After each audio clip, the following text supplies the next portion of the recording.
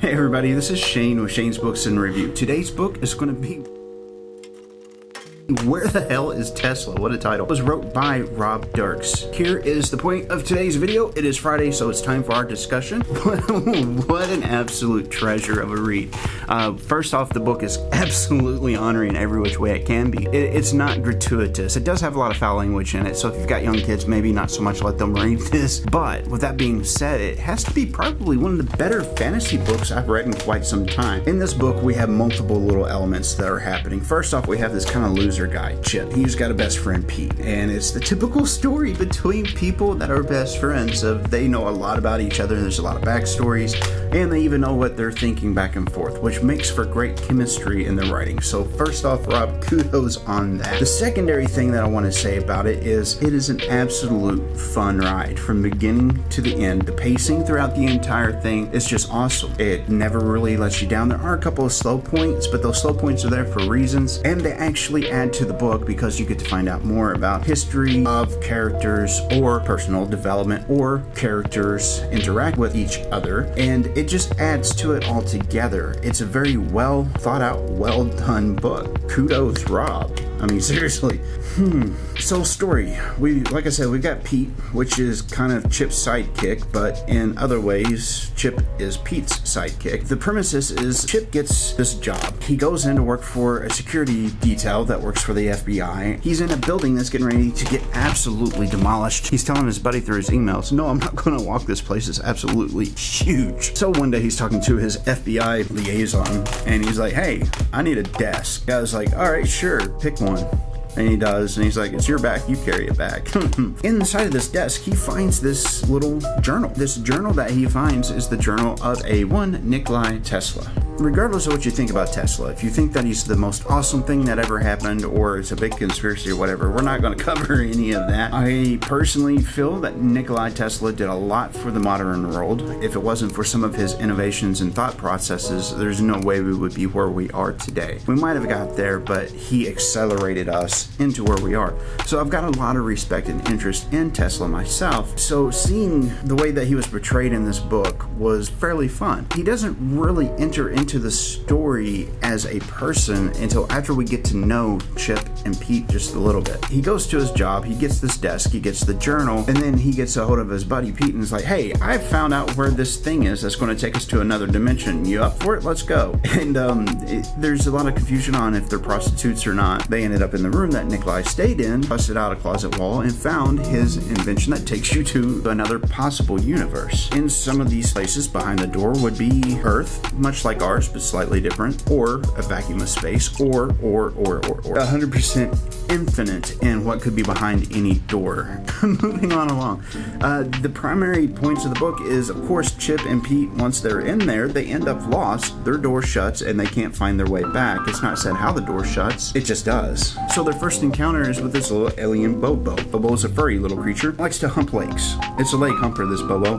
Bobo is probably one of my favorite things in this book. Not so much for the idea of getting humped by an alien, just because it's so eager. It has these moments of absolute phenomenal depth, but the rest of the time it comes off as a completely shallow pet. As we move on in the book, there's some other things that start to happen. So they end up in alternate places, like one place that stinks really bad. It was almost like that Twilight Zone episode where you're seeing all these people and they're horribly misfigured. This person's about to have an operation. It's all the doctors and nurses that you're seeing. We can't believe how horribly misfigured you are, and it's time for us to get you fixed. They're so horrible looking. She holds up the mirror and she's absolutely a normal human being, but to their eye, that was wrong. In one of the places they went to were the smells, and people had lesions and this, that, and the other. They were the ones that were horribly stinky and misfigured, not the people with the legions. There was not a whole lot of them going to different place and different place and different place. The story is told through a device, as I mentioned earlier, and the device is him writing emails to Julie. Julie is a past love interest, future love interest of Chip. Chip is kind of coming to a self-realization, so there was a character development development of Chip throughout the book, going from the loser slash yeah, why should I, to a competent, well-functioning individual. That was cool to watch too. I really enjoyed that whole premises that he did change in the story, because in a lot of the stories that are wrote anymore, they don't change. They are just up against a situation. They overcome that situation. They're better or worse for that. But in this, the person actually takes the moment to realize he realizes what it is that he really wants. And the thing that he really wants is Julie. He's writing her these emails. He's telling her about the adventures, what's happening. Thankfully, the author didn't put everything down that he said that Chip wrote, because it was almost 4,000 emails worth of stuff that he sent to her, plus handwritten stuff he had in his pocket. The narration is through his emails after his experiencing whatever has happened. So that makes some interesting things. You're not quite sure what's going to happen whenever he starts a new chapter. Eventually, while they are exploring throughout the endless hall as it is, you start to hear a sound, and it's the book from Tesla, his journal, and Tesla's actually writing in the journal, and they're watching the stuff show up on the page. They realize that this can be a form of communication. They start talking to Tesla and come to find out Tesla's being held prisoner. They have to go and find him to set him free, and that opens up another story of this person is bad MK and is trying to destroy everything, and leads to Chip and Peter ultimately meeting what Chip thinks of as himself, at first anyway, as the ultimate expression of himself. He's better tanned, he's got a better haircut, he's military driven, he's very much on the up and up, until he starts to actually talk to him and finds out he's, not a nice person, that he is very goal driven and really doesn't care much about anything else. Pete gets to meet himself. He too is a rock'em sock'em military type of getting things done, but they end up training together, and they learn from example of themselves what they can do, which was kind of cool. Everything leads up, mentioning meeting themselves, they actually meet several versions of themselves in the book. They bump into each other, and he's like, I know that's supposed to cause this big, we know where that's headed. It was an interesting description of what happens whenever they meet themselves, and it is that they get a sense of calm and, hey man, I know you, let's go have a beer, which was kind of neat, because so many things they want to go into all this detail about this would happen, and this is why it's better not to. That wall just got punched right in the face and knocked over. It was pretty cool to see. We're going to move on a little bit forward. There's a final dilemma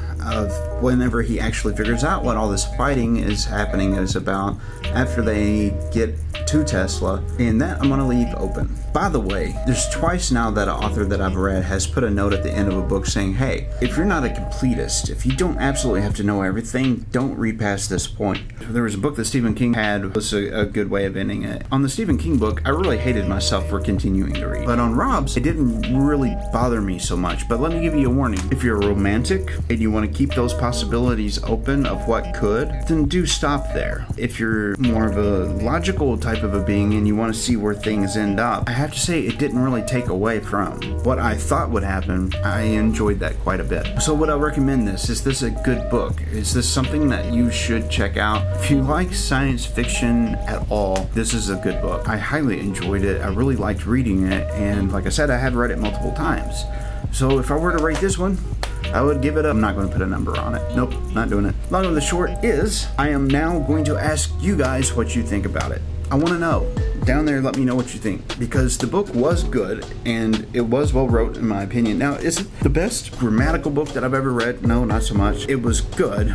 It was definitely polished. It was definitely edited. It wasn't a first pass and then print. That I very much appreciate, because that's the distinction that's going to get this guy where he's going to be able to write full time. And I want that for him if he's not already there. This is a successful book in my opinion. If, like myself, you think that the ability of a cell phone to use quantum mechanics and the spooky molecule to send emails, because he didn't say that. I don't want to say that.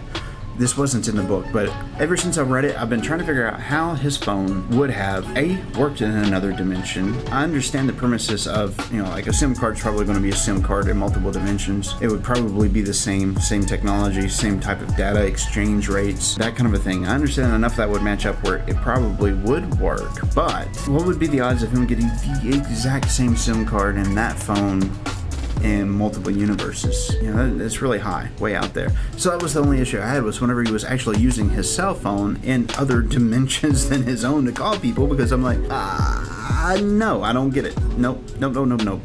If you think that there's a problem with that, hit the thumbs up. I would like to know if you thought that there was a problem. If you don't think that there's a problem with it, hit that thumbs down. I promise you it doesn't do what you think it does. I'm so happy that you decided to hang out with us today on this book, because it was a joyous book. I enjoyed it so very much. With all that said, like, share, subscribe. This has been Shane with Shane's Books and Review. Again, our book was Where the Hell is Tesla by Rob Dircks, and I will see you in the next video.